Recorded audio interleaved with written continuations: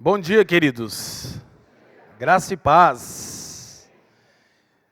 Tempo sempre especial e oportuno nos reunirmos aos domingos pela manhã e sempre nos recordamos que em uma manhã de domingo como essa, Cristo ressuscitou dentre os mortos e mudou para sempre como as coisas são. Amém? Essa é a razão de chamarmos o domingo de o dia do Senhor. Privilégio estarmos aqui, privilégio receber o casal, todo o time da Jocum de novo. Não vou saudar cada um novamente, mas é uma alegria.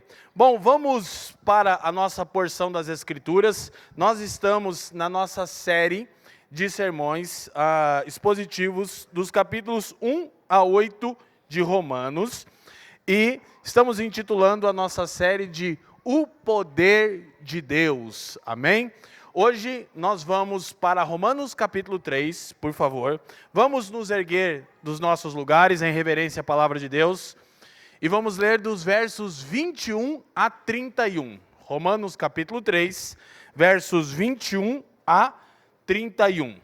Eu farei a leitura na versão NVI, não será projetada, porque quando eu prego, eu quero que você traga a Bíblia física para ler. Amém?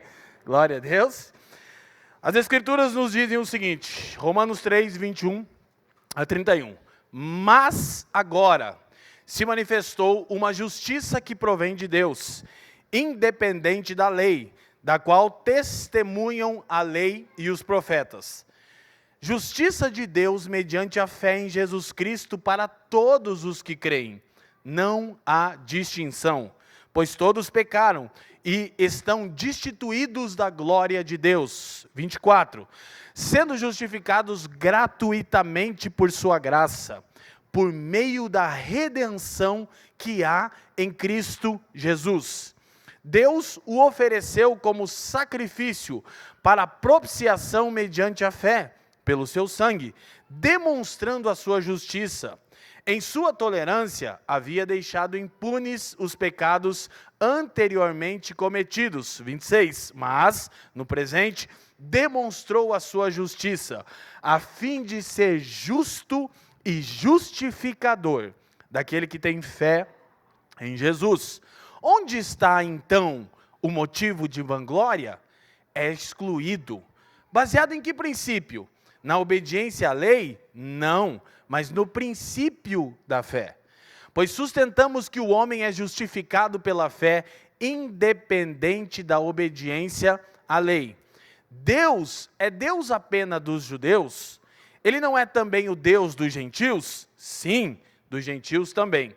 Visto que existe um só Deus, que pela fé justificará os circuncisos e os incircuncisos. 31. Anulamos então a lei pela fé? De maneira nenhuma. Pelo contrário, confirmamos a lei. Essa é a porção da palavra de Deus para nós nessa manhã. Oremos. Pai, te damos graças uma vez mais nessa manhã. Erguemos o nome de Cristo Jesus acima de qualquer outro nome e declaramos que Cristo é o Senhor soberano sobre todas as coisas criadas e não criadas. Nós te pedimos nessa manhã, Pai, que você faça cessar as muitas distrações e inquietações da nossa alma, a fim de que possamos absorver toda a instrução do seu Espírito mediante sua palavra proclamada. E te pedimos ainda, Pai, que você nos presenteie com o espírito de sabedoria e de revelação, a fim de que os olhos do nosso entendimento sejam iluminados e possamos compreender a real esperança da nossa vocação. Eu particularmente peço, Pai, que o seu Espírito me auxilie e me capacite a comunicar o Evangelho, pois não há capacidade em mim para tal. E, Pai, que nada aqui se perca, mas tudo seja para a glória do teu nome, pelos interesses do seu Filho, por meio do seu Espírito e para o bem de todo mundo. E todos aqueles que acreditam, digam amém. Tome seu lugar, meu irmão, fique à vontade. Nosso tema de hoje não poderia ser mais maravilhoso.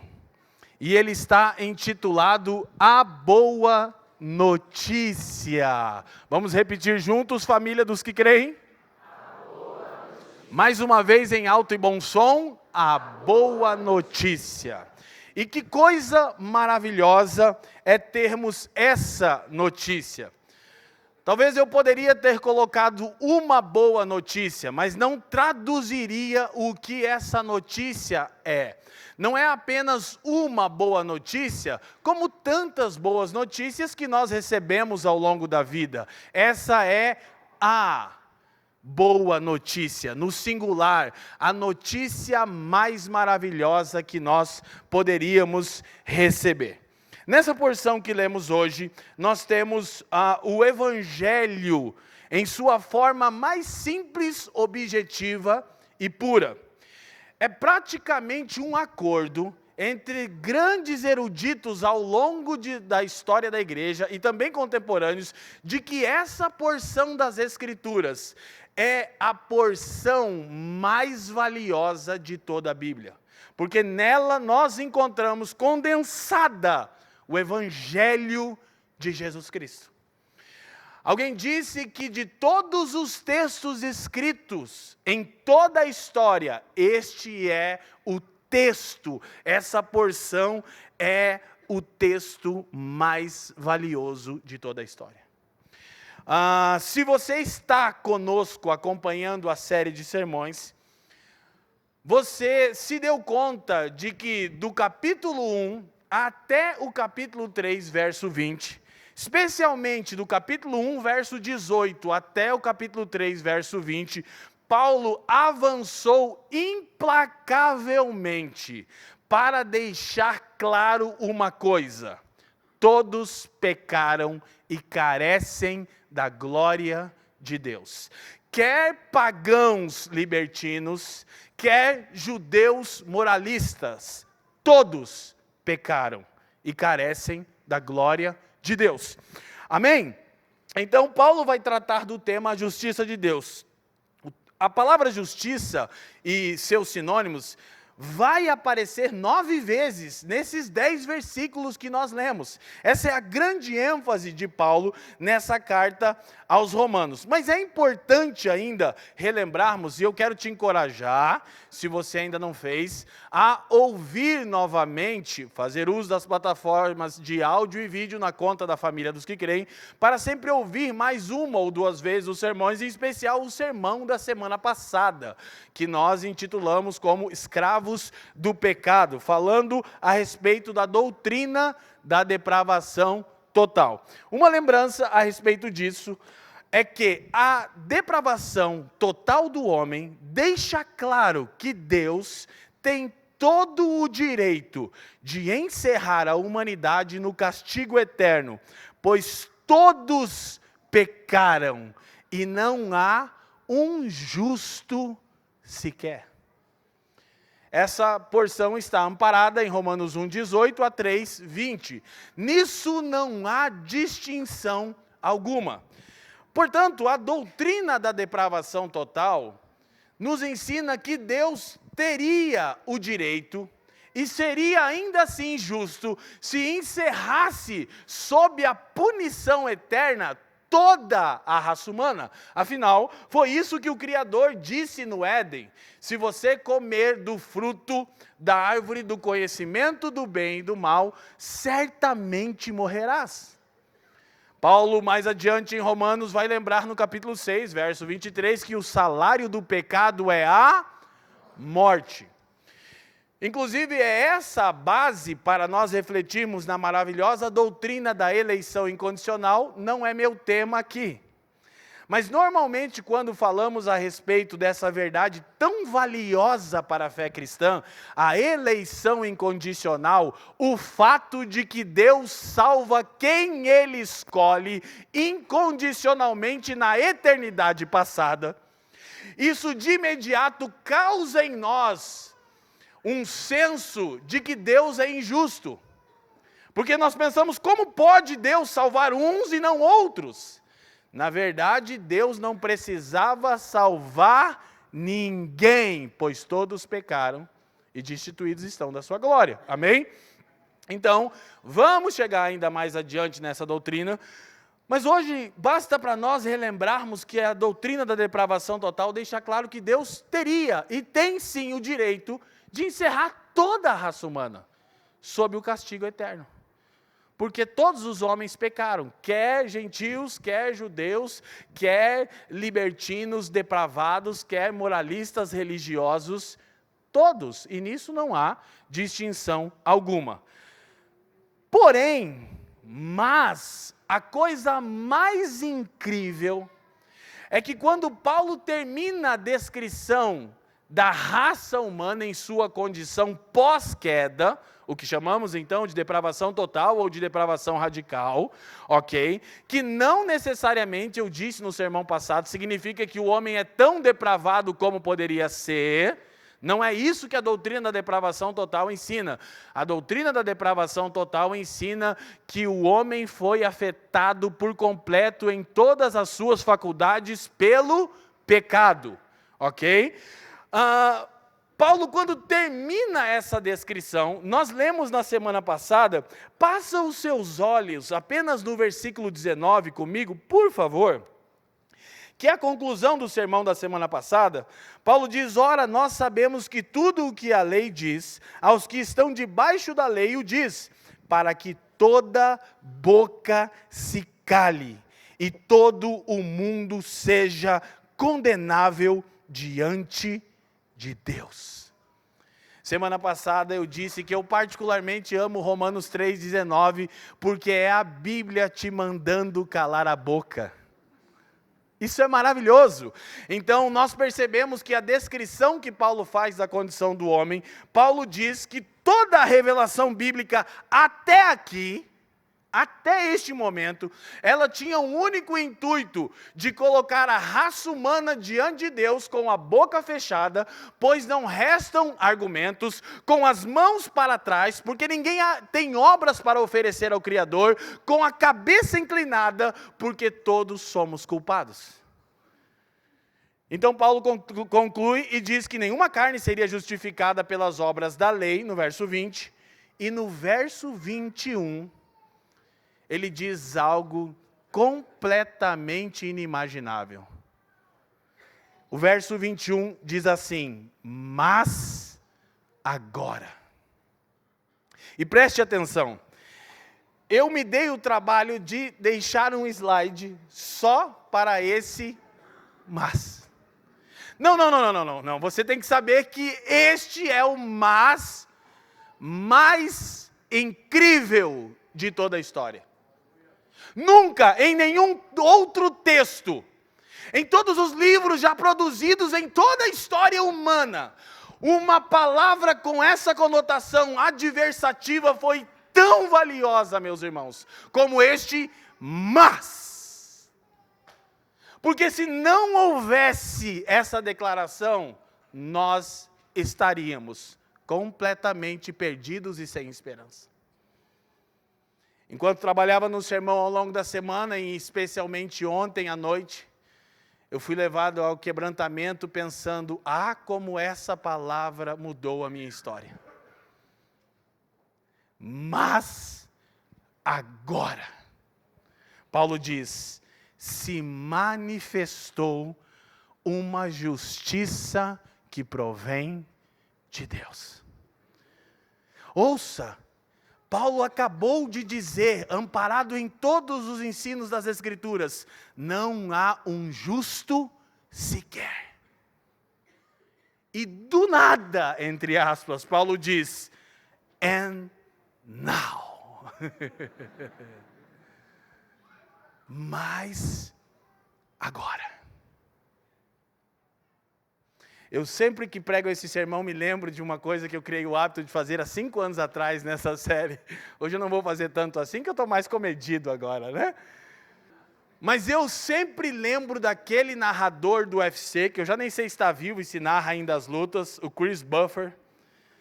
Porque aquele cara, ele consegue traduzir como eu leio esse texto, o tom de voz de Paulo. Porque, perceba, embora seja aqui uma aplicação para você se engajar no entendimento, há um tom de voz sim no que Paulo está escrevendo. E eu costumo pensar que o tom de voz é algo semelhante. Lembrem-se, não é Paulo que escreve Romanos, é Tércio. Inclusive, há sentenças não terminadas no grego, já mencionei aqui, porque Paulo provavelmente se empolga tanto ditando o texto, que Tércio não consegue acompanhar o raciocínio de Paulo. E eu fico imaginando Paulo descrevendo a raça humana, e é mais ou menos como se colocasse eu e você para lutarmos, como a gente está na nossa condição agora. Talvez o Pedro até teria alguma chance, né? Duraria uns 10 segundos. Com o Anderson Silva no auge, que é curitibano, diga-se de passagem, desculpa aí. E quando o Chris Buffer sempre ia anunciar o campeão, ele fazia toda a narração a respeito do peso, das condições, dos títulos, e ele virava com aquele jeitão, and now, Anderson, Spider, Silva. Cara, eu fico imaginando que o outro oponente fica sozinho. Se eu fosse eu já dizia, perdi, deu, ó, paz. E é mais ou menos o seguinte, por que eu quero que você se coloque nessa condição? Porque imagina você lutar com um atleta de alta performance no auge. Qual a nossa chance, gente? Nenhuma. É mais ou menos o que Paulo acabou de demonstrar com a doutrina da depravação total. Não temos chance alguma. Mas de repente ele apresenta a justiça de Deus que está em Cristo. E eu quero que você traga na sua memória aquele narrador balançando a cabeça. Eu dizia, cara, eu acho que era isso que estava acontecendo enquanto o Tércio escrevia. Mas agora se manifestou uma justiça que provém de Deus. E isso é realmente maravilhoso. Porque muda por completo tudo o que está acontecendo até aqui de acordo com a descrição das Escrituras. Ouça, mas é uma palavra que inverte a declaração que a precedeu. Paulo termina dizendo que não há esperança, que todos os homens, quer religiosos, quer irreligiosos, são escravos do pecado. E que todos são condenáveis diante de Deus e que devem curvar as suas cabeças, fechar as suas bocas, colocarem suas mãos para trás, pois somos culpados, não há argumentos, não temos obras. E de repente ele diz, and now, mas agora. E eu bem me lembro do dia que eu entendi isso. 24 de março de 2001. Na sua história teve um dia como esse. E eu costumo dizer que se você não lembra o dia do seu novo nascimento, talvez isso não tenha ocorrido ainda. Teologia minha própria, né? Exegese no texto. É impossível você não lembrar disso. Não tem como. Quantas vezes eu já disse aqui que eu consigo ver a cena toda. E o mais incrível, algumas pessoas sentadas aqui, que eu acabei de passar os olhos nelas, estavam nesse culto. Liderando adoração, conduzindo o culto, e eu, um usuário de crack. Mas naquele dia, eu entendi. Mas, agora. E eu fui radicalmente transformado. E hoje sou pastor daquelas pessoas que estavam em cima do púlpito. Só o Evangelho poderia fazer isso. Amém? Diga graças a Deus por Jesus Cristo. Não é a respeito da minha história, é a respeito da história de Deus invadindo a nossa história, a minha e a sua história. Amém? Então, mas é uma declaração que inverte aquilo que vinha sendo dito, é a mais importante adversativa de toda a história. De todos os textos escritos, Paulo diz uma justiça que provém de Deus, independente da lei, da qual testemunham a lei e os profetas. Paulo ainda está preocupado na sua diatribe, lembram? Estamos falando sobre isso, de deixar claro que ele não está se opondo à lei. Agora, a primeira coisa que eu quero elencar então, a partir do verso 21, após o mas agora, digam comigo, and now. Ponto, aula de inglês, depois um tradutor vem aqui. Mas agora, uma justiça que provém de Deus. Repita comigo, justiça que provém de Deus. Por que é essencial entendermos isso? porque a verdadeira proclamação do Evangelho exclui qualquer possibilidade de iniciativa humana. A salvação é obra de Deus do início ao fim. Diga graças a Deus. Dias atrás eu disse que se a nossa salvação dependesse de nós mesmos, não permaneceríamos salvos nem por uma hora. Então, é importante entender que é uma justiça proveniente de Deus. É Deus quem tomou a iniciativa. Pois como vimos no sermão anterior, Paulo disse, não há quem busque a Deus. O homem está escravizado pelo pecado. Então, essa justiça precisa ser iniciativa de Deus. Uma justiça que provém de Deus. Deus é quem toma a iniciativa. Portanto, Deus é que nos sustenta em sua obra salvífica. O ponto aqui é nós percebemos o seguinte. Esse sermão tem duas partes objetivas. Como a justiça de Deus chega até nós e por que precisamos dessa justiça. E aqui também vamos entender o caráter de Deus, que é justo e justificador, ok? E, por fim, Paulo tem um último argumento contra qualquer tipo de vanglória. Então, como a justiça chega até nós? Olha só, pelo menos, observando o texto, os versos 22 a 24... 22, 23 e 24 e 25, nós vamos perceber o seguinte. Primeiro, a justiça chega até nós por meio da fé em Jesus Cristo. Repete comigo.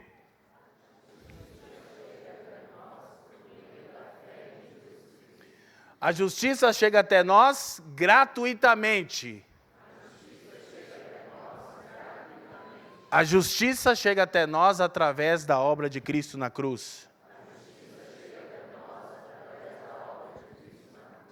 Então, nós vamos perceber algumas verdades aqui em cima dessas afirmações.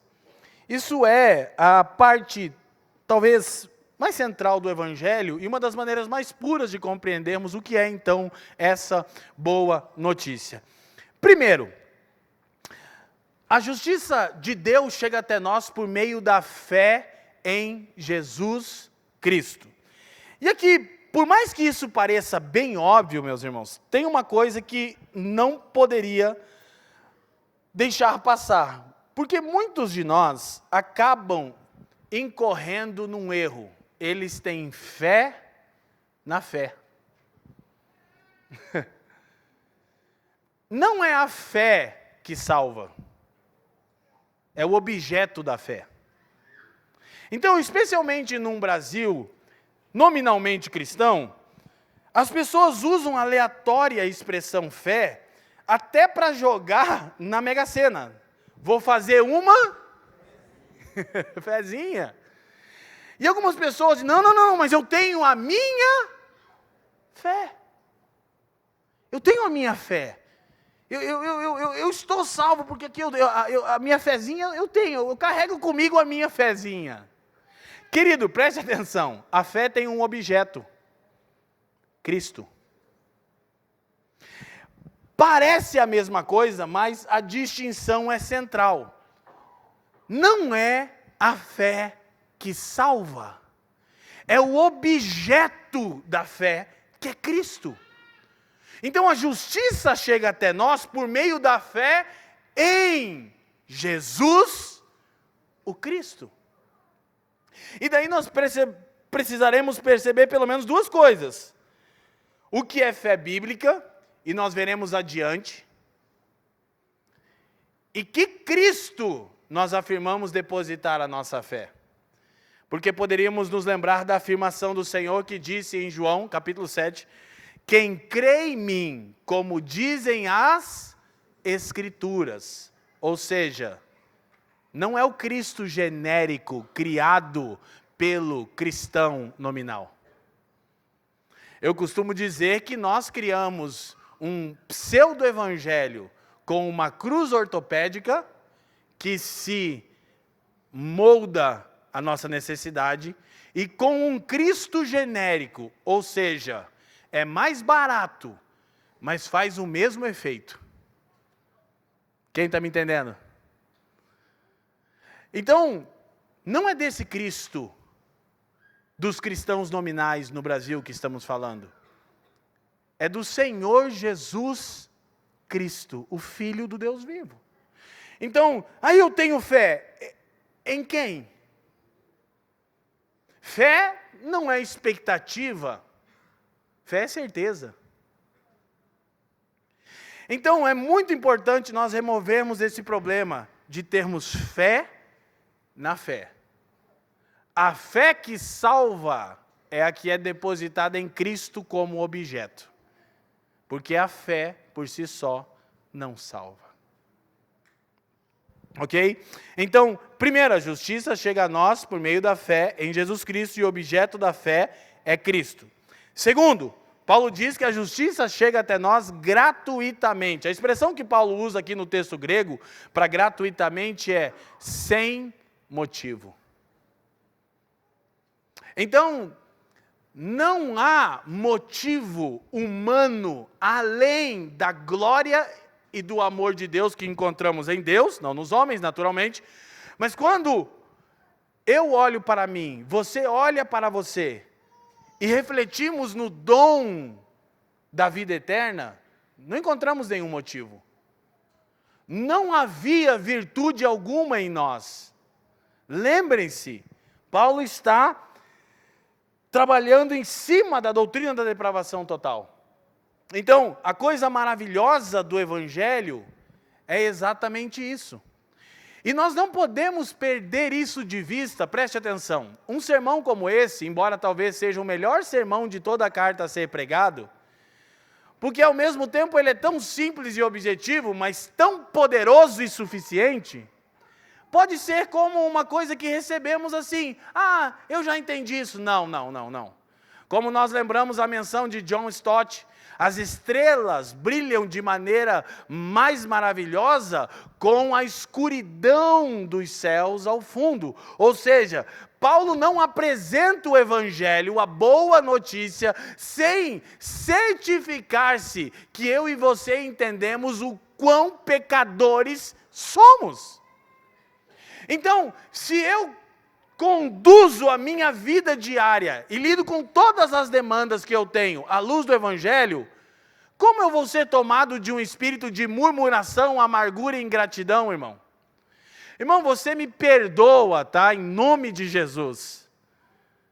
Eu não suporto crentes que murmuram todos os dias a respeito do que eles consideram que lhes falta. Como? Como perdemos de vista quem éramos e quem somos agora em Cristo, ao ponto de vivermos com uma cara emburrada, amargurada, reclamando todos os dias? O seu problema não é de ordem financeira, o seu problema não é de ordem emocional, o seu problema não é de ordem biológica, o seu problema era o pecado, enraizado em seu coração. Daí a importância dessa adversativa, mas agora, em Cristo, recebemos redenção, e sem motivo algum, ok? Nós podemos agora nos lembrar do texto de Hebreus, capítulo 4, anote aí, nós não vamos ler, versículo 16, quando o autor de Hebreus está trabalhando em cima dessa dinâmica, ele diz: cheguemos confiadamente ao trono da graça, a fim de recebermos misericórdia. Diga comigo, graça, misericórdia. Então são duas características do caráter de Deus. Preste atenção nisso aqui. Graça é quando eu recebo aquilo que não merecia. Justiça. Misericórdia é quando eu não recebo aquilo que merecia. Juízo. Você entende isso? Então, graça é quando você e eu recebemos aquilo que não merecíamos. Justiça. Em Cristo somos justificados. Somos aceitáveis diante de Deus. Amém? E misericórdia é quando nós não recebemos aquilo que merecíamos. E o que nós merecíamos? O que merecíamos? Juízo eterno. Então nós percebemos essas facetas, ou melhor dizendo, atributos do caráter de um Deus gracioso, que nos dá aquilo que não merecíamos, justiça em Cristo, e misericordioso, que não nos dá aquilo que merecíamos, juízo eterno. Quando eu fico refletindo a respeito de muitos, entre aspas, louvores que existem no Brasil, eu penso como eles estão distantes do Evangelho, né? Tem um louvor que eu apelidei de A Canção do Filho Pródigo. E ele dizia mais ou menos assim: restitui, eu quero de volta o que é meu. Quer mesmo? Não, você quer mesmo? Eu fico imaginando Deus dizendo: sério, você quer o que é teu? Porque o que é teu está guardado.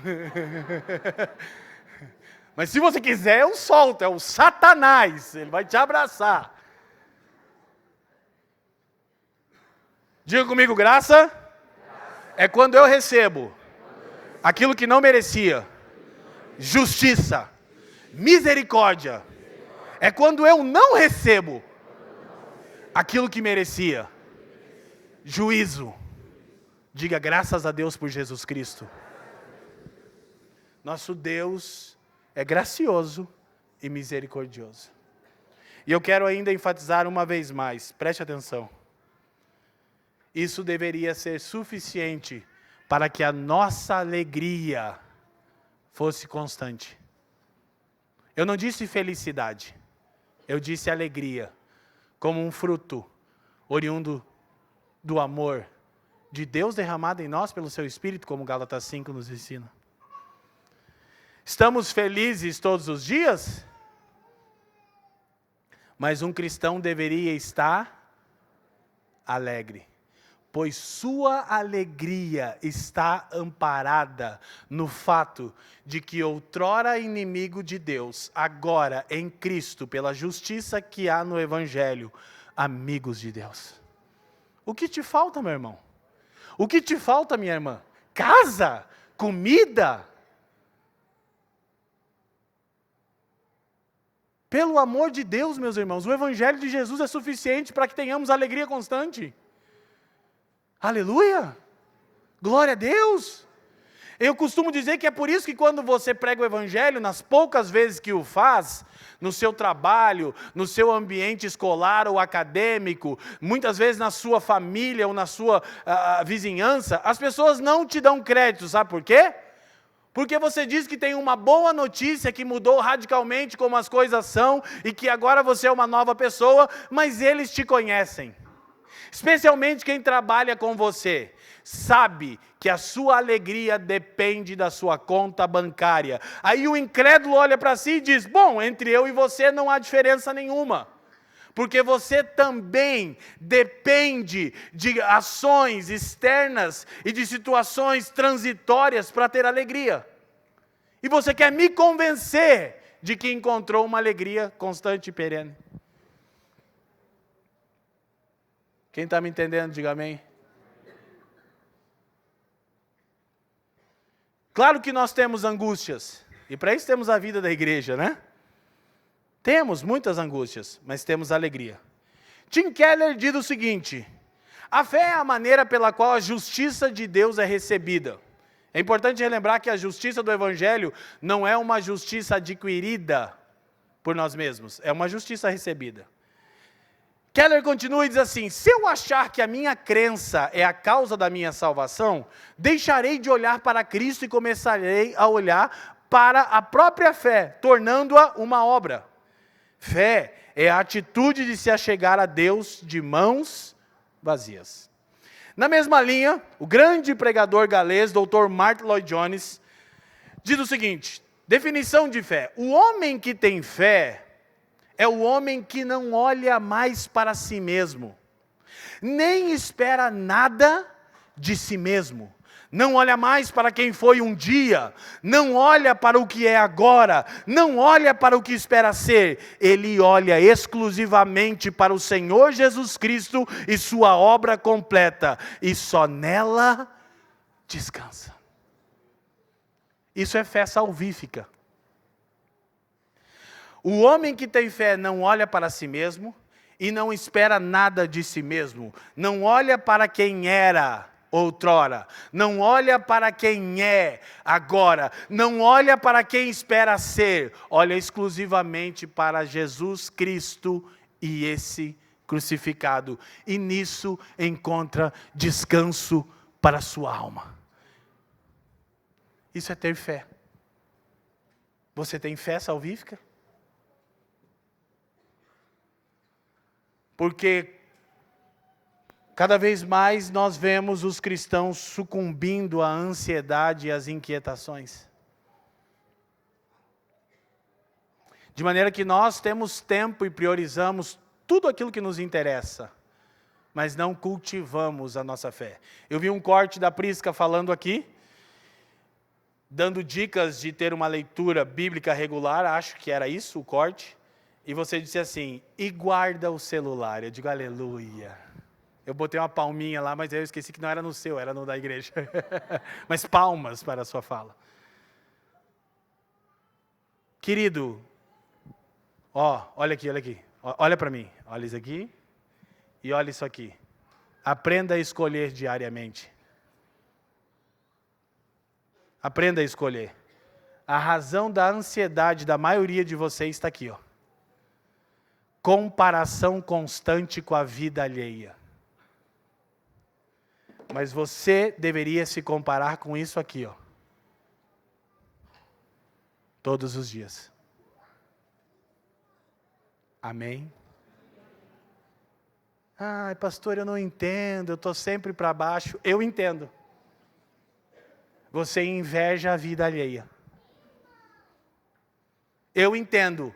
Você, jovem, adolescente, fica até 1, 2, 3 da manhã, todos os dias, no seu smartphone. Eu entendo a causa da sua depressão. E me agradeça, porque você vai economizar com um terapeuta. Amém? Eu disse que não há patologias e angústias aqui? Ah, tá. Não há fé salvífica entre nós? E essa é a maravilha do Evangelho. Eu não olho para quem fui, eu não olho para quem sou, eu não olho para quem espero ser, eu olho para Cristo, o Filho do Deus vivo. Meu substituto.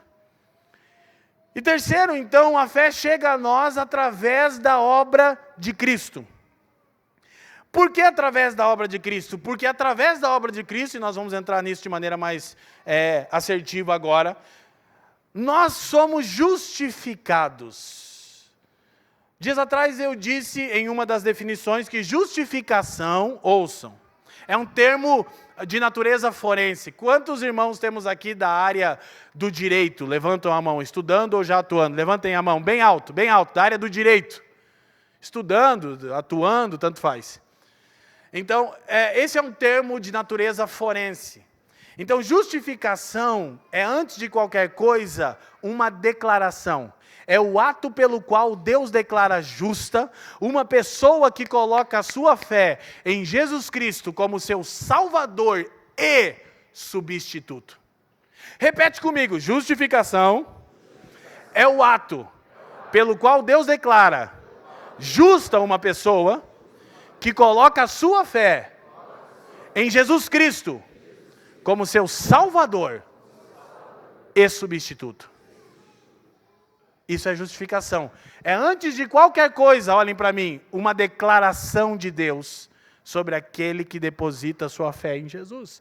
Então, através da obra de Cristo, nós recebemos a justiça de Deus que está em Cristo. Agora, ouça, justificação não é um processo, mas um ato declaratório de Deus. Acontece fora de nós e não em nós. Quando Deus declara você justificado, nada muda externamente. Claro que nós, então, vamos passar a um processo de santificação, que ainda vamos chegar em Romanos 6, onde Paulo vai trabalhar mais o tema do desenvolvimento da salvação ou da doutrina da santificação. Mas escute, no momento em que cremos no Evangelho, e que Deus nos declara justos, porque colocamos nossa esperança e fé exclusivamente em Jesus, em sua obra, não acontece nada na hora. Você não sente nada, ou pode sentir, né? Está quebrantado, enfim, mas você não se tornou perfeito, como a doutrina católica apostólica romana erroneamente ensina. A doutrina católica apostólica romana, e essa é uma das discussões principais da reforma. Eu já disse e repito a muitos irmãos católicos sinceros, eu amo irmãos católicos, eu gosto demais da Igreja Católica, eu fui no Vaticano e fiquei chorando 1h30 lá na capela assistindo, aquilo é maravilhoso, aleluia, mas aqui a gente não abre mão, porque aqui é a treta nossa. No Concílio de Trento, que foi uma contra-reforma, porque Lutero expôs tão bem o evangelho da justiça de Deus, então os católicos tentaram dar uma melhorada na doutrina e disseram assim, não, é infusão. É como se Deus colocasse a graça dele em nós, no processo de justificação, e a gente passa a ser puro instantaneamente. Isso parece a sua vida? Não, né? Não. Justificação acontece fora de nós e não em nós. Presta atenção, é o ato declaratório de Deus. Não acontece nada com você na hora. Naturalmente você passa a ser a habitação do Espírito, repito, isso vai se desdobrando. John Stott diz o seguinte, é instantâneo e não gradual. É a ação de Deus em declarar judicialmente que a situação de determinada pessoa está em harmonia com as demandas de sua lei. Então, muitas vezes, e dias atrás eu vi um corte que já apareceu para mim várias vezes, do reverendo Augusto Nicodemos, eu não lembro exatamente como é a fala dele, mas eu acho muito legal, que ele diz que fé é quando você permanece crendo sem sentir, sem ver, sem experimentar, sem que nada aconteça com você, você continua crendo. Eu me lembro que, infelizmente, no início da minha conversão, além de ouvir um evangelho mediante as obras, eu ouvi o evangelho da experiência. Muito comum hoje no Brasil por causa do zeitgeist existencialista, né? Discussão que eu trabalhei no meu livro. Mas, então eu queria sentir Deus. E isso é maravilhoso. Eu não estou dizendo que isso não aconteça. Glória a Deus. Sentimos sim a presença de Deus, amém? Eu estava lá terminando o meu sermão, não, lendo ele de novo, né? O sermão nunca está pronto, né? Especialmente depois que a gente prega, a gente teve certeza que ficou ruim daí. Ele falou, não, eu achava que estava ruim antes de pregar. Quando eu termino, eu falo, nossa, estava muito ruim. Mas aleluia. E aí, eu ouvi quando o pastor Fabiano Crenque estava hoje, ele estava pentecostal, gente. Aí ele subiu e vamos cantar mais uma vez. Olha, para o pastor Fabiano Crenque fazer isso, eu já pensei, explodiu o avivamento na família dos que querem. Corre, as multidões vão afluir. Qual era o cântico? Agora não era Deus enviou. Então minha alma canta. Perderam eu aqui, né? Ti, Senhor, grandioso és tu. Gente, eu senti a presença de Deus lá em cima. Eu disse, nossa, hoje está legal o negócio, hein? Hoje eu já vou tirar o paletó, faz um corredor de fogo. Vou relembrar os primeiros começos. Então não é ruim, eu não estou me opondo a isso, e não entenda que nós nos opomos a isso. Deus nos criou com alma, nós temos feeling, amém? Glória a Deus. E eu sou o cara do feeling, vocês sabem disso, eu sinto muito as coisas. Só que aí eu entrei numa luta, porque eu queria, toda hora que eu abro a Bíblia, eu disse, não estou sentindo nada. E eu começava a falar, Deus, cadê você? Como o Marcos Almeida, né? Deus, onde estás? Eu dizia, meu Deus, Deus me abandonou. Eu leio a Bíblia, eu oro, não sinto nada. Mas os anos foram passando, e eu percebi que Deus continuava me sustentando diante dele. E infelizmente, muitos que buscavam apenas a experiência ficaram pelo caminho. Eu nunca me esqueço, olha que situação complexa. de um retiro que nós fomos, sem entrar na discussão de se isso era de Deus ou não. Um irmão foi tocado por Deus de tal maneira que ele caiu lá no meio de umas cadeiras lá, quebrantado, sei lá, um arrebatamento de sentido, sei lá, irmão, sei lá. Esqueceram ele no retiro. Quem está aqui lembra? Lembra? Esqueceram ele. Aí eu achei que é de verdade mesmo. Ele não estava fake, porque ele perdeu a carona. E foram buscar o irmão lá no fim do dia, no mover de Deus. A última vez que eu vi, ele já estava largando a segunda mulher. E eu me lembro que aquele foi um dos retiros onde eu lutei com Deus e disse, eu não entendo, por que eu não sinto? Aí eu pensava, eu sei, eu pequei mais do que essa galera. Pelo menos depravação total eu sempre entendi. Glória a Deus. Vamos para frente. Então, preste atenção. Justificação acontece fora de nós, não em nós. Nós não sentimos nada no momento em que Deus nos declara justos. É um ato instantâneo, não é gradual. Deus declara que estamos quites com Ele, por causa da fé que depositamos em seu Filho. Quem me entende, diga amém.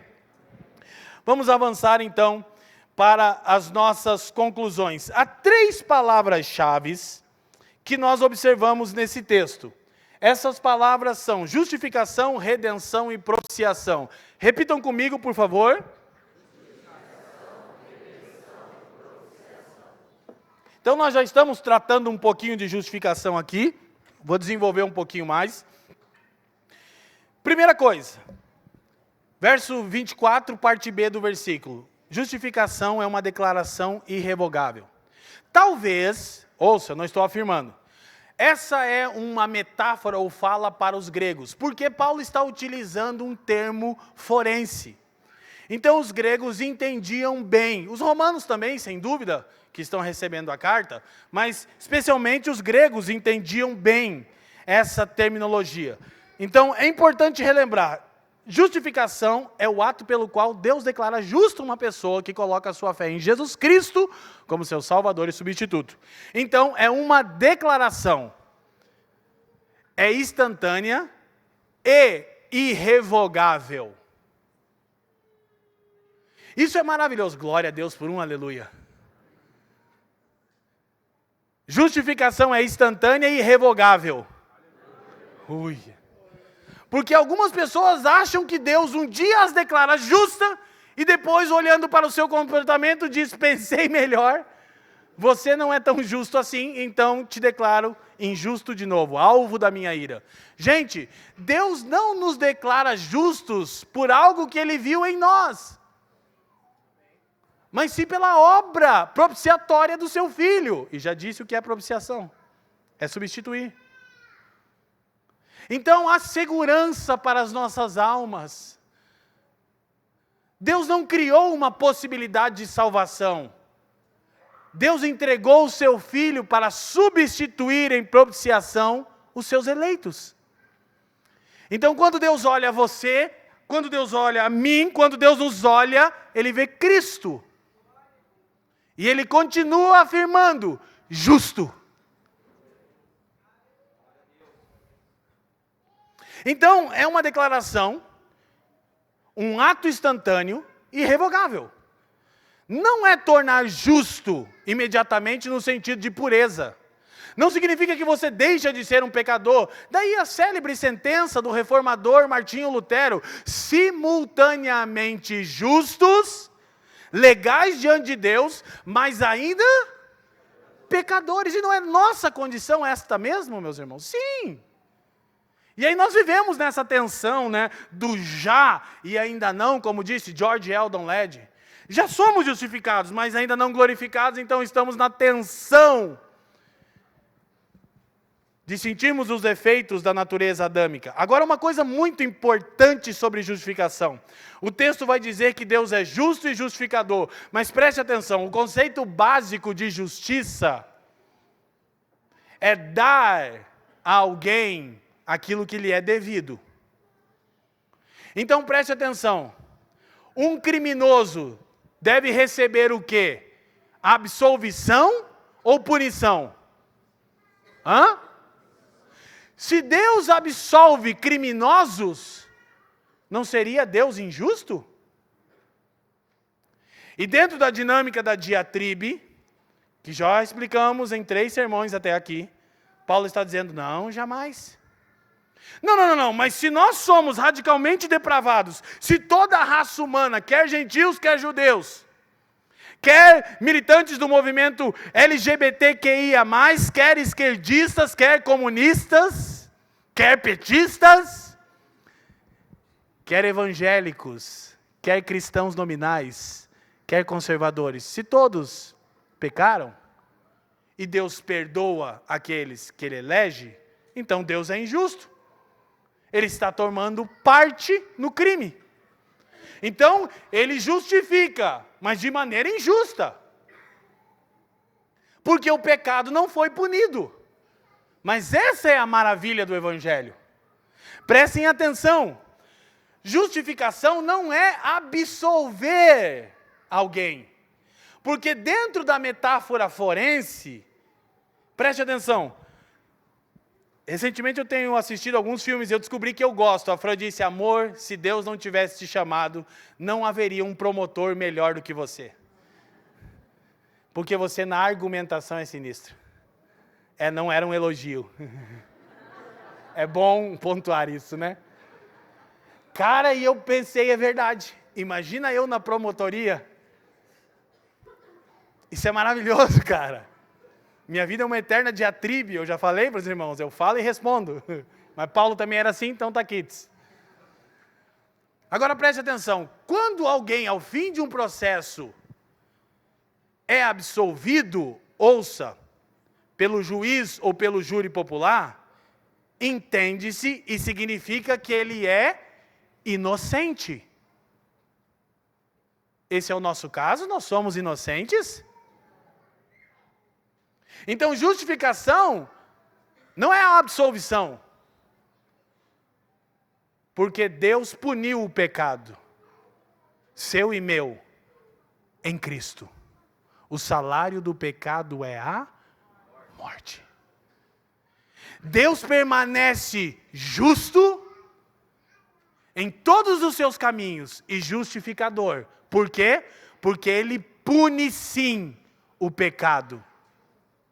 Mas perdoa o pecador que deposita fé em seu Filho. Quem me entende? Levanta a mão e diga assim. Se justificação fosse absolvição, significaria que éramos inocentes, e nós não somos inocentes, e que Deus é mau caráter, ou seja, injusto, mas não, Deus é justo e justificador, porque Ele pune sim o pecado. Daí uma coisa, olha que contrapartida maravilhosa, sempre que afirmamos a segurança da salvação, a verdade neotestamentária é que salvação não se perde, até porque você não a conquistou, a nossa salvação é um presente, e não uma recompensa pelos nossos esforços. Amém? Então todo mundo que tem dificuldade com essa verdade bíblica, tem, porque nós após a queda não lidamos bem com a graça, favor imerecido. Olha, vou dizer algo aqui como metáfora, tá? Mas não usa isso de maneira equivocada. Imagina que você por alguma razão tem ali uma situação financeira inesperada e você tem que ir morar na casa dos seus pais. Ou de amigos, ou de irmãos, que seja. Todo o tempo que você estiver lá, você estará oprimido dizendo, não tinha que estar nessa condição. Eu tenho que fazer, meu Deus, eu estou aqui. Sabe por quê? Porque isso demonstra como temos dificuldade de lidar com a graça de Deus. Mas isso não é para você que é vagabundo e que não quer trabalhar. Diga aleluia. Isso é para você que foi surpreendido numa situação. Mas a gente não lida bem com favor imerecido. Já houve situações de nós recebermos irmãos em casa. E a Fran fez uma mesa tão maravilhosa que a pessoa se ofendeu. E a pessoa disse depois para ela, para que tudo isso? Ela disse isso. Aí a Fran, Ela nem entendeu, não entendi. Por que você fez uma mesa daquela quando eu fui na sua casa? Eu disse, porque eu amo fazer isso. E eu gosto de receber as pessoas assim. E a pessoa ficou ofendida. Porque nós não lidamos bem com isso. Agora, preste atenção. Isso tem que ficar muito claro. Não fomos absolvidos do pecado. Justificação não significa que somos declarados inocentes. Nós somos culpados. E Deus puniu o nosso pecado em Cristo. Olha a contrapartida. Temos segurança porque é um ato instantâneo, uma declaração irrevogável. Amém? Porque Deus não se baseou em nada que viu em nós, mas na oferta do seu Filho. Então Ele olha para nós, vê seu Filho e continua dizendo, justo, justa, justo, justa, justo e justa. Amém? Temos segurança nisso. Não podemos perder a salvação, pois nós recebemos ela de graça. Agora, significa que podemos viver de qualquer maneira? Eu sempre disse, não. Liberdade não é viver como queremos. Liberdade cristã é viver como devemos. Porque você lembra, então não preciso levar tão a sério a minha jornada cristã, porque eu fui declarado justo, isso é uma declaração irrevogável de Deus, porque não se baseia no meu desempenho, mas na obra do seu Filho, então eu não preciso levar tão a sério o pecado. Ei, o pecado não foi inocentado, Cristo foi esmagado pelos nossos pecados. Então, cada vez que você e eu nos entregamos ao pecado, nós deveríamos trazer em mente, isso esmagou o Filho de Deus. Como que a gente vai lidar de qualquer maneira? Aí tem gente que prefere dizer, não, cuidado, você vai perder a tua salvação, querido. Meu Deus, me ajuda aí, Brasil. Você não pode perder a sua salvação, e isso não te incentiva a pecar, porque você não foi inocentado. Cristo foi punido no seu lugar. E aí você olha para o pecado e entende a gravidade dele, quando traz à sua memória o Cristo crucificado de Deus. Quem está me entendendo? Por fim, para a gente terminar essa palavra e avançar, presta atenção. Vocês se recordam da oração do Pai Nosso? Ela normalmente é feita de maneira equivocada. Nós oramos, Pai Nosso, vamos comigo, vamos ver, faz tempo, a gente não ora o Pai Nosso aqui, né? Vamos ver se está bom o nosso Pai Nosso. Vamos comigo, que se eu errar, só vocês! Quero ver, tá bonito! Vamos lá, família, presta atenção, 1, 2, 3. Pai nosso que estás no céu, santificado seja o teu nome, venha a nós o teu reino, seja feita a tua vontade, assim na terra como no céu. O pão nosso de cada dia nos dai hoje. Epa, volta, escuta. O pão nosso de cada dia nos dai hoje. Deixa eu ouvir de novo, repete.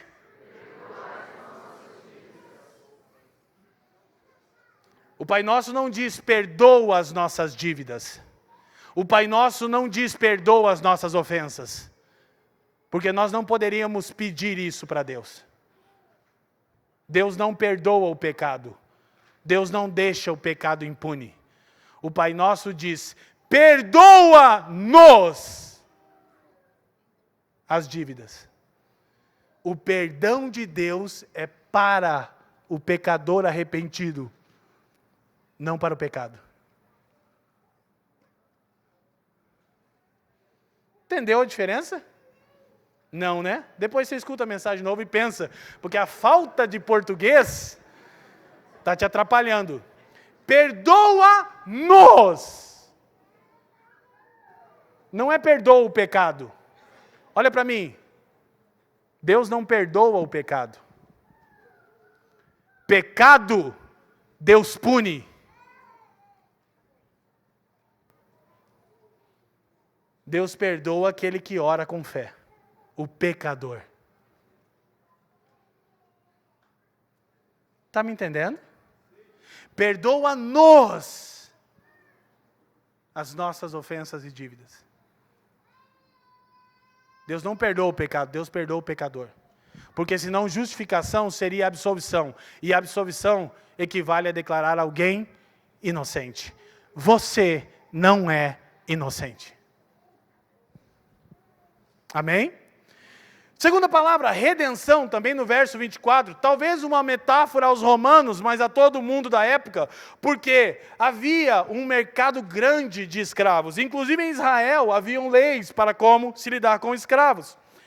Levítico 25, para quem está anotando, diz que se alguém se endividasse e não pudesse pagar, esse alguém se ofereceria como escravo. Preste atenção. Mas a lei deixava uma brecha. A brecha da lei era que se esse endividado, que não podia pagar a sua dívida, que se ofereceu como um escravo, ouça, tivesse um parente próximo, que pudesse quitar a sua dívida, ele então era libertado. E isso já era, naturalmente, uma prefiguração do Evangelho. Então, redenção significa libertação de alguém mediante pagamento de dívida. Diga comigo, redenção é libertação mediante pagamento da dívida. Percebe que Deus não só te declara livre, o sangue de Cristo compra a nossa liberdade. Agora preste atenção. O sangue de Cristo não cria uma possibilidade de liberdade. O sangue de Cristo é o pagamento pela liberdade dos que creem. Aleluia. Então, redenção é isso, é essa metáfora do mercado de escravos. Por intermédio de Jesus, nós que éramos escravos do pecado, da morte e do juízo, nós que jamais conseguiríamos pagar a dívida, recebemos liberdade completa em Jesus. Isso é redenção. Justificação, redenção. E por fim, propiciação. Uma metáfora ou palavra aos judeus. Agora, Paulo está tratando das dinâmicas do templo. Você lembra como alguém era perdoado? Um cordeiro era oferecido e seu sangue era aspergido sobre a tampa da Arca da Aliança. Isso é propiciação. Propiciação basicamente é cobrir, no sentido de substituir. Então, um animal era entregue para que simbolicamente o seu sangue cobrisse o pecado do ofensor. Então, propiciação é a ação de afastar a ira punitiva de Deus. Por quê? Olha para mim. Mais uma razão para você não pensar que ter segurança de salvação é viver deliberadamente em pecado. Porque o pecado atrai a ira de Deus. É o que vimos em Romanos 1,18. Dos céus se manifestam a ira de Deus sobre toda a impiedade. Onde tem pecado, tem ira de Deus se manifestando. Então, propiciação é cobrir, é substituir, é afastar a ira punitiva de Deus. É também expiar o pecado, tirar o pecado. Então, Paulo está falando agora aqui aos judeus, falou aos gregos, na metáfora forense de justificação, falou aos romanos, na metáfora do mercado de escravos, de redenção, e fala agora aos judeus de propiciação. Ok? Então o pecado não fica impune. Olha só, mais uma vez, Tim Keller diz: a cruz é o lugar onde o juiz recebe julgamento. Ele volta à justiça contra si próprio. Ela é uma demonstração tanto da justiça de Deus, quanto do seu amor justificador. Que coisa maravilhosa, meus irmãos. E que coisa paradoxal, que deveria nos deixar constantemente perplexa. Eu sempre disse, Cristo se tornou o alvo da ira de Deus, para que todo aquele que crê fosse salvo da ira de Deus. Olha a loucura, disse e repito, preste atenção, o Evangelho não é a boa notícia que você foi livre do diabo e do inferno. O Evangelho é a boa notícia de que você foi livre da ira de Deus. Porque as Escrituras dizem em 10:31 de Hebreus, horrível coisa é cair nas mãos do Deus vivo. O Evangelho é a notícia mais incrível de que na cruz o juiz recebe o julgamento. Absorve a ira em nosso lugar. Então nós, seguindo no verso 25, Paulo diz assim: Deus o ofereceu, Cristo, como sacrifício para a propiciação mediante a fé, pelo seu sangue, demonstrando a sua justiça. Olha só como Paulo termina o versículo 25. Em sua tolerância, Deus havia deixado impune os pecados anteriormente cometidos. Presta atenção. Deus não perdoa pecados. Deus perdoa pecadores que creem. Deus deixou. Quem já se perguntou, mas como as pessoas antes de Cristo eram salvas? Sempre foi mediante a fé. É o tema do capítulo que vem. Não vou entrar na mensagem no sermão que vem, depois do teólogo, mas Paulo vai chamar dois homens para essa discussão, Abraão e Davi, dois ícones para que os judeus entendam que a justiça sempre foi pela fé. Então as pessoas eram salvas pela fé, ainda que elas não tivessem clareza da obra salvífica de Cristo, elas depositavam esperança salvífica no Criador, em Deus o Pai, que se auto-revelou a elas. Só que os pecados delas, a outra versão diz, estavam sob a paciência de Deus. Deus deixou e falou, deixa aqui. Porque quando meu filho encarnar, eu vou punir esses pecados nele. Por isso Isaías diz, agradou a Deus moê-lo. Preste atenção, meus irmãos. Deus deixou os pecados anteriormente cometidos impune e os puniu na cruz de seu filho. Deus não os perdoou. Antes os deixou impune até que seu filho se manifestasse. Então Paulo segue no verso 26, diz o que já estamos afirmando, que ele é justo e justificador. Do contrário, a mera absolvição do pecado denegriria o caráter de Deus. Deus não nos declarou inocentes. Deus puniu o nosso pecado no seu Filho. Portanto, do verso 29 ao 30, para as nossas conclusões, preste atenção, Paulo vai falar que não restam motivos para vanglória. Ele vai perguntar, onde está a vanglória? Ninguém pode se gloriar. Olha só, o cristão regenerado que tem luz do Evangelho deveria ser a pessoa mais humilde que existe. Ninguém pode dizer, olha aí, eu sou salvão, hein? Ó, redimidaço, justificadão aqui, ó, nível hard. Porque isso lembra que Deus puniu o pecado em Cristo, que Deus odeia o pecado, que o pecado não fica sem punição. E aí, olha só, aí quando alguém pecasse contra nós, imagine um mundo onde os crentes fossem crentes de verdade, e quando ofendidos, ao invés de devolverem a ofensa, lembrarem-se, Cristo me perdoou, eu vou estender misericórdia a essa pessoa. Imagine um mundo assim. Sabe qual é a grande razão pela qual nós vivemos cheios de conflitos uns com os outros? É porque nós não entendemos o Evangelho da justificação de Deus. Como alguém pode fazer isso comigo? E por que não com você? Como a gente sempre diz aqui, aquela pergunta, né? Por que coisas boas acontecem, por que coisas ruins acontecem com pessoas boas? E a resposta eu acho que é Tim Keller, né? Que diz, é o Keller que diz, né? Sempre o padroeiro dos pastores agora. Ele diz assim, a única vez que uma coisa realmente ruim aconteceu com uma pessoa realmente boa foi na cruz. O resto é consequência do pecado.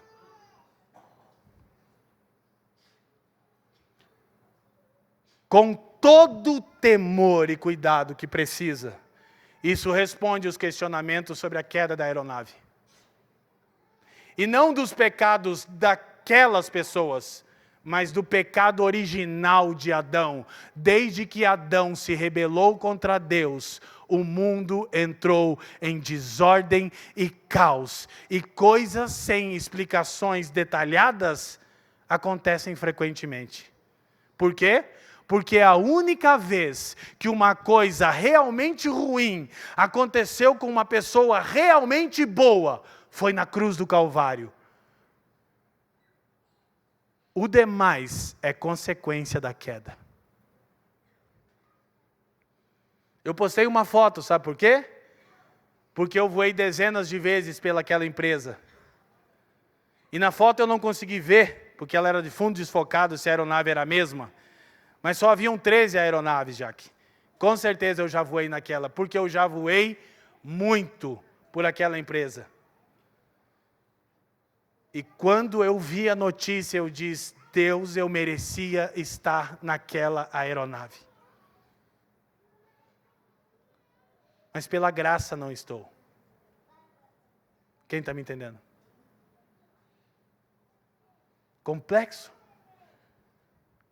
Depois do pecado, a existência humana passou a ser complexa. E nenhuma fala é satisfatória para uma situação tão dolorosa quanto essa. Mas Paulo diz, onde está a vanglória? O motivo de vanglória é excluído no Evangelho. Nosso orgulho, nossas conquistas, linhagem familiar, classe social, realização profissional, educacional, religião.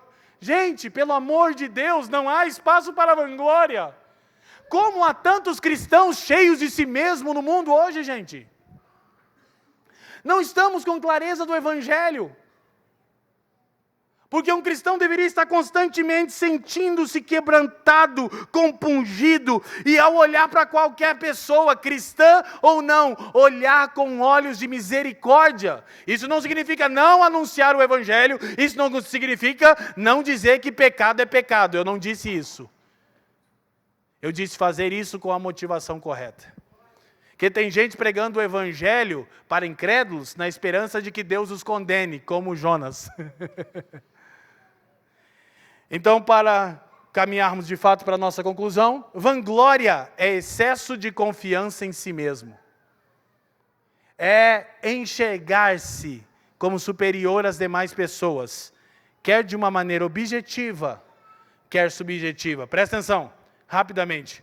Vanglória é excesso de confiança em si mesmo. Objetivamente ou subjetivamente? Primeiro, objetivamente, eu realmente me acho melhor do que as pessoas. Por mais absurdo que pareça dizer isso, há cristãos nominais. Eu não posso crer que um cristão regenerado pense assim.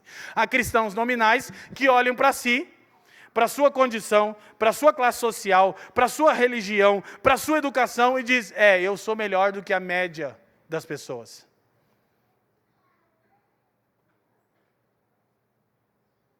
Isso é vanglória. Paulo diz, vanglória não tem espaço no Evangelho. Claro! Né? A Nike fez uma propaganda agora sobre o esporte, que é muito legal, está voltando a ideia. Né? No esporte, não o melhor é que vence.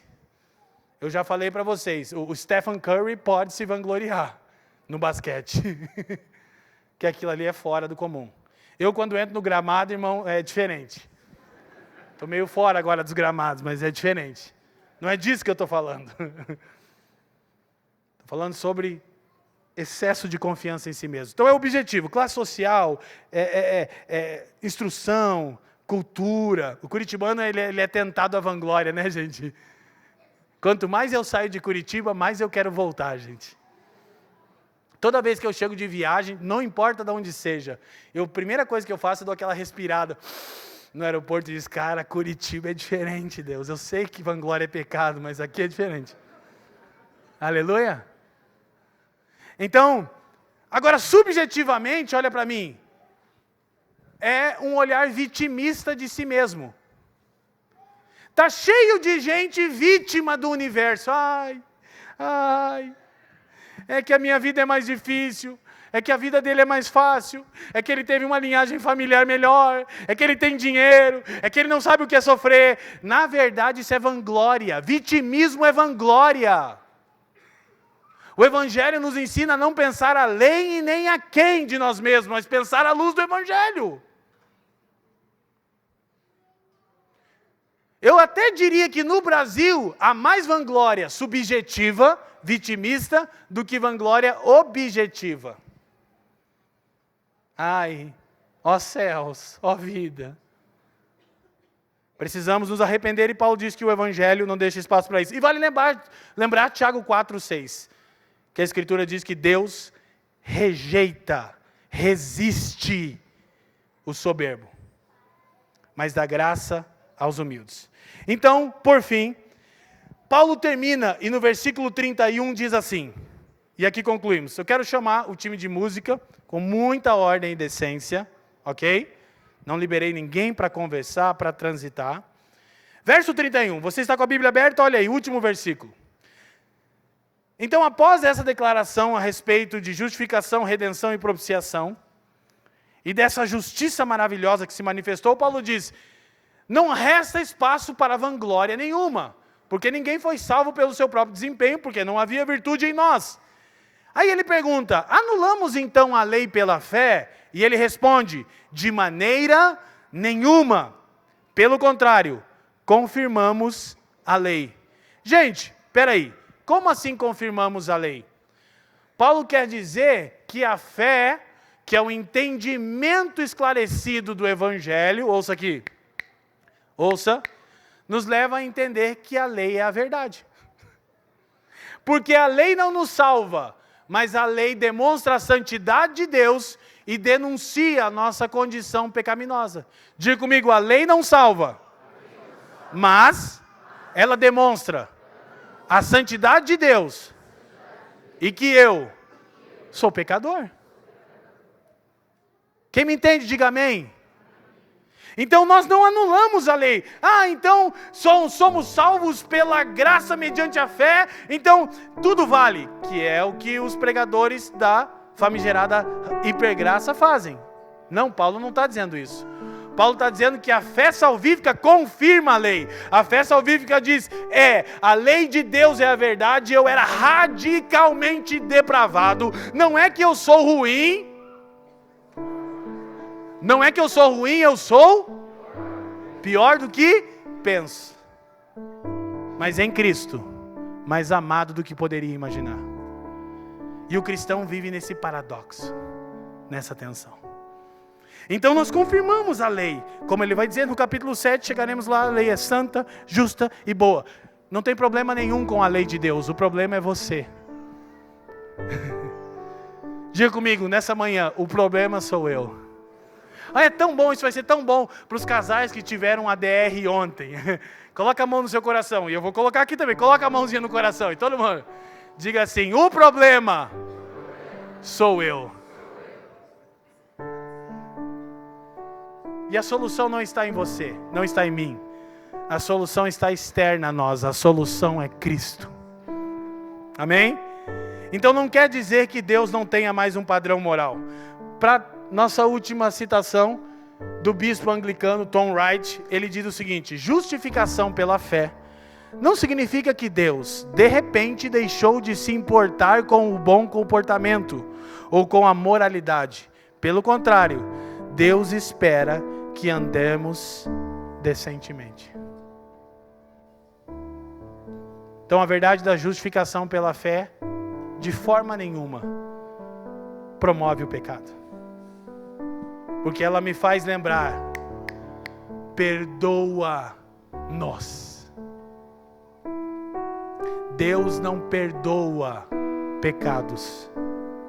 Deus os pune na pessoa do seu Filho. Deus perdoa pecadores que creem. Quantos nessa manhã podem crer nessa boa notícia? Olha que coisa maravilhosa. É a notícia mais incrível que você estava esperando. Olha para mim. Não é que você ganhou na Mega Sena. Não é que o banco aprovou seu financiamento. Não é aquela promoção tão anelada no seu trabalho. Não é a conquista do amado ou da amada que você vem trabalhando há bastante tempo por isso. Todas essas coisas são boas e são ótimas notícias de se receber, aleluia.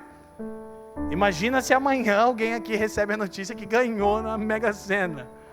Eu tenho uma palavra profética para você, se isso acontecer com você. Lembra-te de mim quando estiveres no teu reino. Mas nem essa notícia é tão incrível quanto aquela que vem posterior à declaração, mas agora. And now. O segredo para a vida abundante está em ter uma alegria sustentada por essa verdade do Evangelho. Deus salva pecadores que creem. Por isso nós nos autodenominamos a família dos que creem. Isso é realmente maravilhoso. E aí o que nós percebemos até aqui, porque nós vamos entrar no capítulo 4, percebemos que há uma ordem no raciocínio de Paulo. E a ordem é essa. Primeira coisa, depravação total. Ele nos convence, por fatos e pelas Escrituras, que toda a humanidade era escravizada pelo pecado. Segunda coisa, e só depois de denunciar o pecado, ele anuncia o Evangelho da justiça de Deus. E justificação é uma declaração irrevogável de Deus. E é um ato instantâneo. Deus olha para mim e para você, que cremos, vê Cristo e diz, justo e justa. E aí então inicia-se o processo de santificação. Por meio da atuação do Espírito, das disciplinas espirituais, da vida da igreja, eu e você estamos sendo moldados à imagem do Filho de Deus, de glória em glória. E esperamos o dia da glorificação dos nossos corpos. Já estou lá no capítulo 8, como a gente vai terminar a série. Paulo vai dizer, chegará um dia em que não restará mais nenhum resquício do pecado em nós, pois receberemos um novo corpo, semelhante ao do Filho de Deus. Essa é a boa notícia dessa manhã. Curva sua cabeça.